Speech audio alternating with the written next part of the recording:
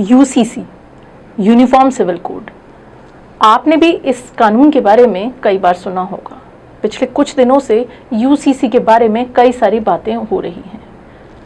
अगर आप एक महिला हैं तो आपके लिए यूसीसी के बारे में जानना और भी ज़्यादा ज़रूरी हो जाता है। हिंदुस्तान के अंदर कई सारे धर्म हैं और उन धर्मों के अलग अलग कानून भी बनाए गए हैं। महिलाओं के लिए यह कानून हर धर्म में अलग अलग हो जाते हैं। अगर हम हिंदू धर्म की बात करें तो हिंदू धर्म के अंदर शादी का एक निश्चित आयु जो निर्धारित की गई है वह है 18 वर्ष। उस 18 वर्ष की आयु के बाद में ही एक लड़की की शादी की जाती है। वहीं दूसरे धर्म जैसे कि मुस्लिम धर्म की बात की जाए तो उसके अंदर यह आयु काफ़ी कम कर दी जाती है, वो है 15 साल।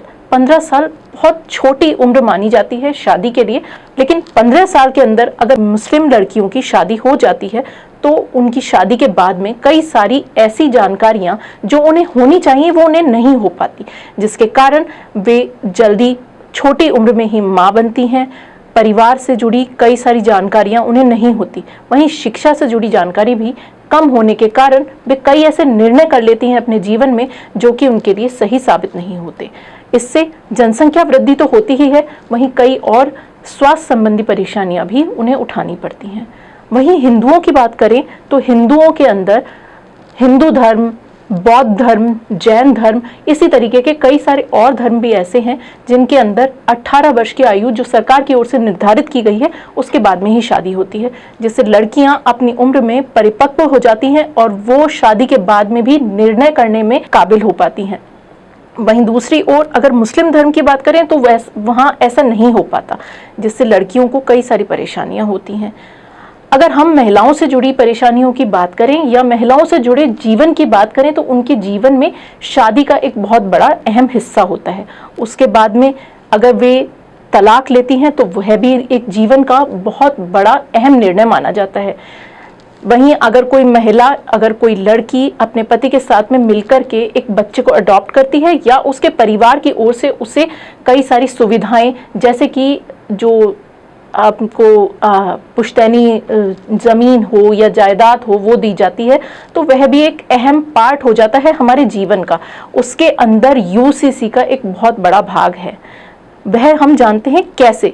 यूसीसी का भाग महिलाओं के लिए इस तरह से बढ़ जाता है कि जब एक महिला अपने जीवन में कुछ एक खास अहम निर्णय लेती है तो उसके लिए इस तरह के धर्मों से जुड़े जो नियम होते हैं वह अलग हो जाते हैं।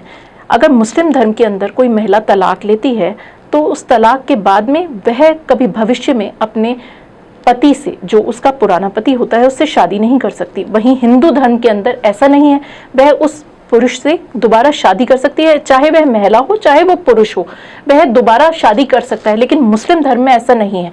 अगर यूसीसी लागू होता है तो यह जो कानून मुस्लिम्स की ओर से बनाया गया है वह भी बदल जाएगा। वहीं दूसरी ओर अगर वो बच्चा गोद लेना चाहती है या शादी करना चाहती है, एक छोटी उम्र में शादी नहीं करना चाहती है, तो भी उसके लिए यह कानून काफ़ी लाभदायक साबित होगा। अगर छोटी उम्र में शादी होती है तो बच्चे भी बहुत जल्दी होते हैं।